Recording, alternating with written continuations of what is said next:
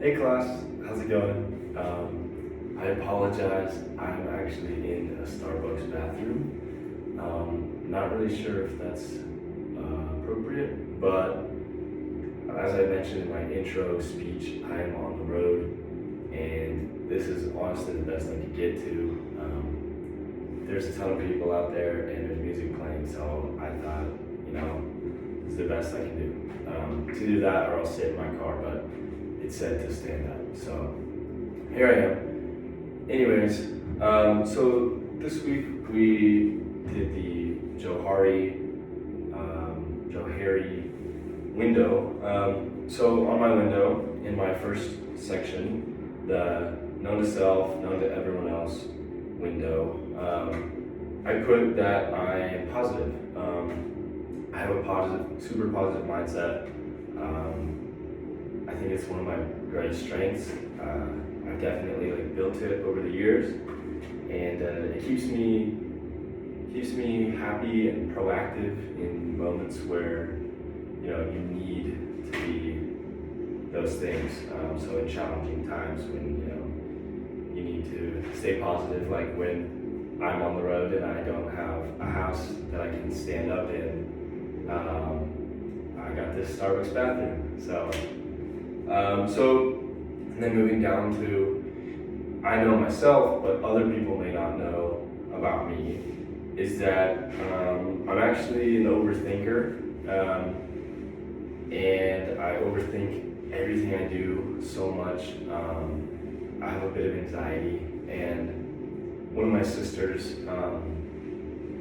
she is older than me by 2 years, but sometimes she feels like she's kind of younger in some ways because I do more adventurous things, like this big road trip I'm on for 2 months, or moving to California from Kansas in the first place.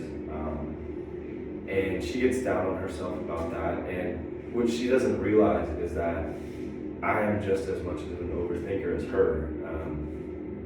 I just happen to do these things, and yeah, so I think people don't realize that about me, maybe, that I actually do overthink a lot of things. Anyways, on to the next. So here's something that is not known by me, but it's known maybe to other people, is that sometimes, I learned this recently, luckily one of my buddies told me, sometimes my tone can come off as rude, or the way I say things can come off as rude. And maybe that's because I sort of have a monotone voice, or maybe I just don't listen to myself enough. So yeah, I'm not very proud of that, but I'm really glad that I did hear about it, because now I can make that change and try and put more enthusiasm and empathy into my sentences. So now on to the final window. This one's kind of hard because obviously, well, maybe not so obvious, the video that we watched about the Johari window, it made me seem like we don't know what's in this window. And then the example video that we watched, it made it seem like she put things that are going to happen in the future that we don't know about. So what I put is what I'll do after college. I have no idea what I'm going to do after college. I plan to transfer to UCSB in the fall, but then I'm there for 2 years, and after that I have no plan. I have a few ideas, but yeah, it's really unknown. So that's my Johari window. And then why does this window matter? Well, I actually had never heard of it before this class, but I think it's really important. I think it's actually a really cool exercise. I had never really grouped these things into these quadrants like this before. And yeah, I think if more people did this, they'd be a lot more aware, they have a lot better self-perception, which brings me to the next question.